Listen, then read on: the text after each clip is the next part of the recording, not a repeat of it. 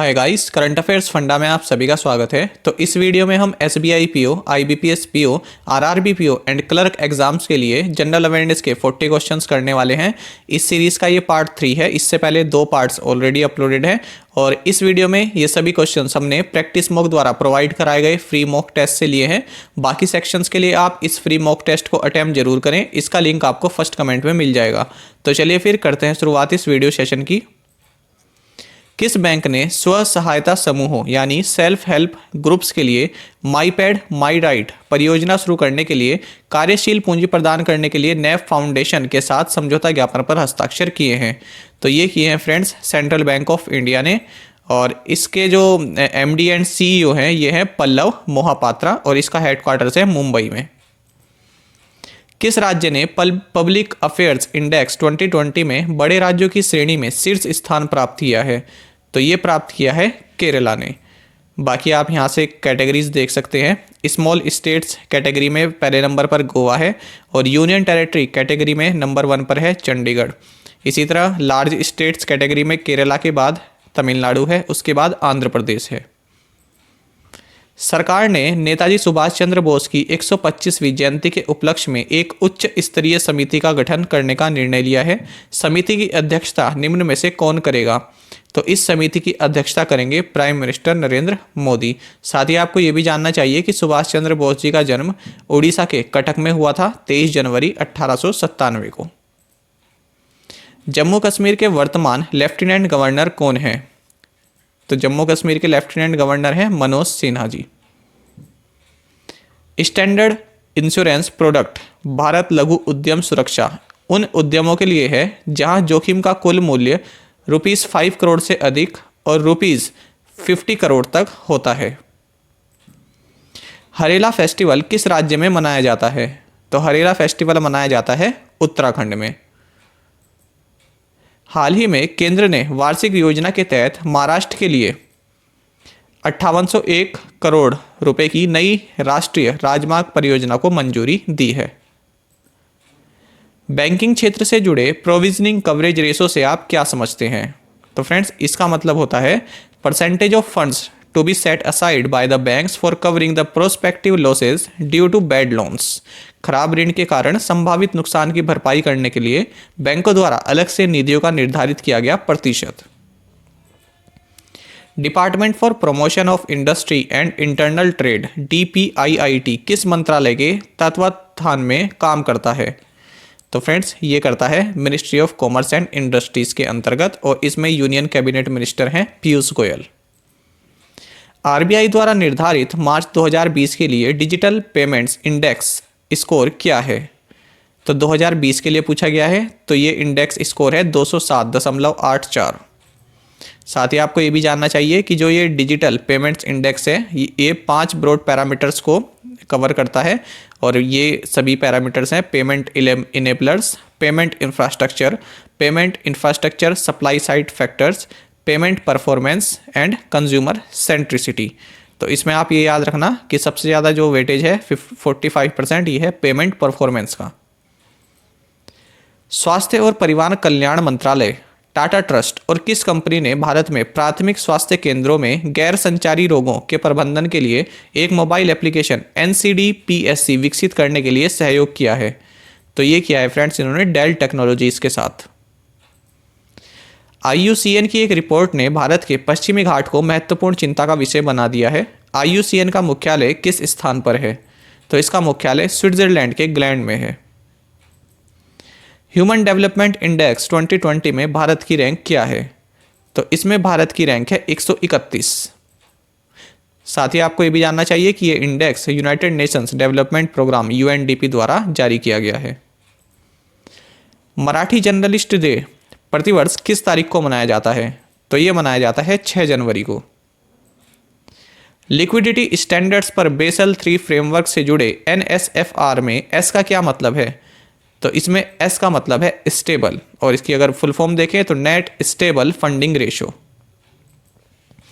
पुस्तक ओह मिजोरम के लेखक कौन हैं?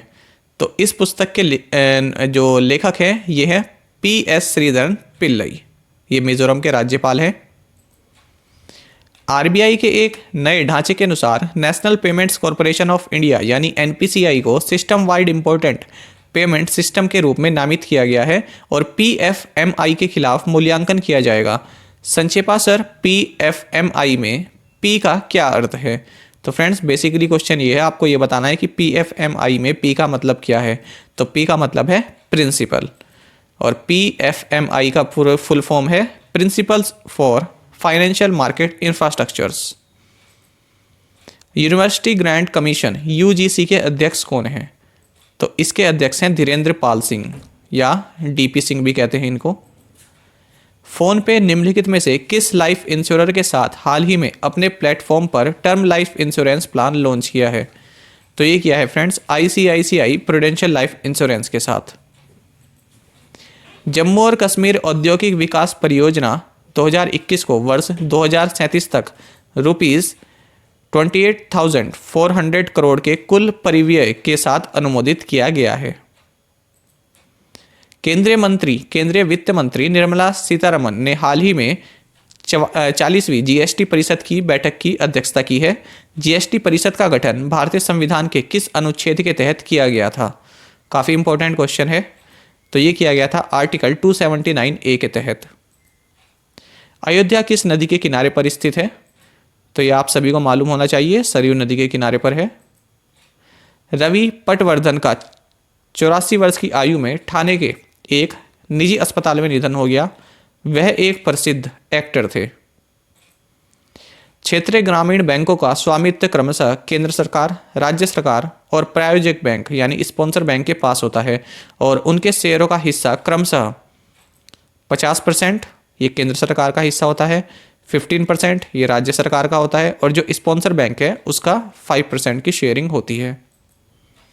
पंजाब नेशनल बैंक ने foundation for innovation fund research in science and technology और किस संस्थान के साथ संस्थान के कैंपस में फिनटेक इनोवेशन सेंटर स्थापित करने के लिए भागीदारी की है? तो ये की है इन्होंने आईआईटी कानपुर के साथ।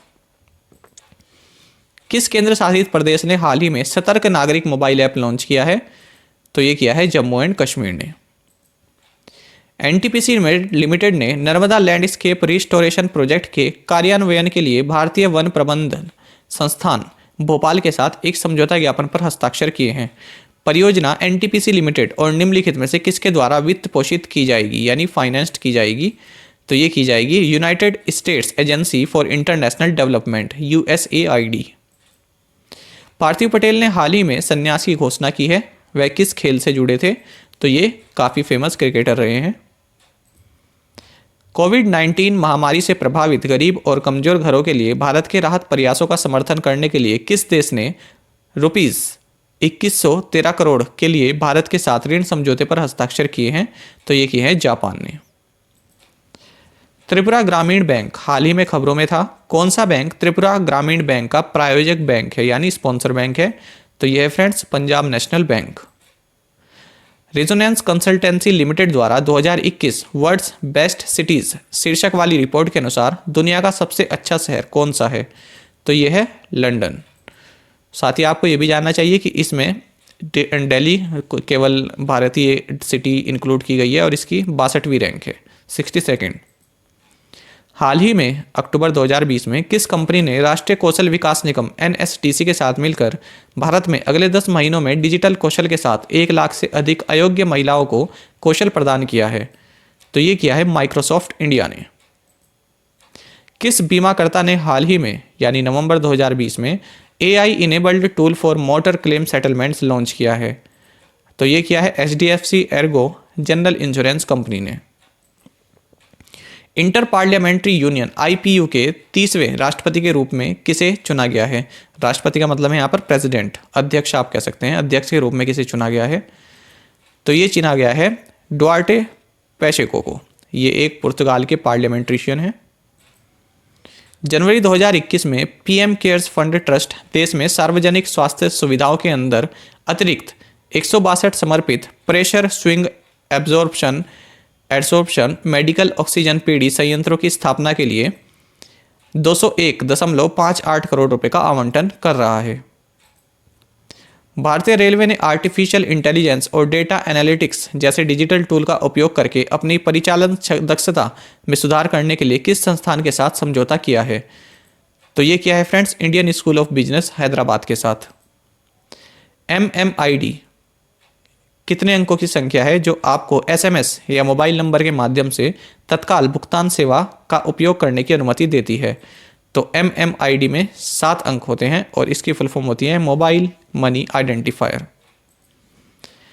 नाहरगढ़ बायोलॉजिकल पार्क भारत के किस राज्य में स्थित है? तो यह है राजस्थान में। हाल ही में किस मंत्रालय ने थैलेसीमिया बाल सेवा योजना के दूसरे चरण को शुरू किया है? तो ये शुरू किया है ministry of health and family welfare ने। ग्लोबल ट्यूबरक्लोसिस रिपोर्ट 2020 के अनुसार जनवरी से जून 2020 के बीच 3 उच्च बोझ देश वाले देशों ने यानी हाई बर्डन देशों ने भारत, इंडोनेशिया और फिलीपींस में ट्यूबरक्लोसिस में कितने प्रतिशत की गिरावट आई है? तो ये आई है 25 से 30% की। According to the Global Tuberculosis Report 2020, there has been a 20 to 30% drop in tuberculosis across 3 high burden countries, India, Indonesia and Philippines between January to June 2020। तो फ्रेंड्स ये सभी 40 क्वेश्चंस आपके लिए इंपॉर्टेंट हैं। इससे पहले जो 2 पार्ट अपलोड किए गए हैं उनको आप ज़रूर देखें और साथ में आप सभी करंट अफेयर्स फंडा को टेलीग्राम पर भी ज्वाइन कर सकते हैं। यहाँ पर रेगुलर वीडियो अपडेट्स और करंट क्विजेस हम आप सभी के लिए डालते हैं। साथ ही डिस्कशन ग्रुप में आप किसी भी क्वेश्चन का सॉल्यूशन पा सकते हैं। दोस्तों यहाँ पर करंट अफेयर्स की प्लेलिस्ट दी गई है, इसको आप जरूर देखें और अपने दोस्तों के साथ व्हाट्सएप एंड टेलीग्राम पर शेयर करें, लाइक करें और कमेंट करके जरूर बताएं कि ये क्वेश्चन आपको कैसा लगा। साथ ही आप ये फ्री मॉक टेस्ट देना बिल्कुल ना भूलें, इसका लिंक आपको फर्स्ट कमेंट में मिल जाएगा। Thank you guys.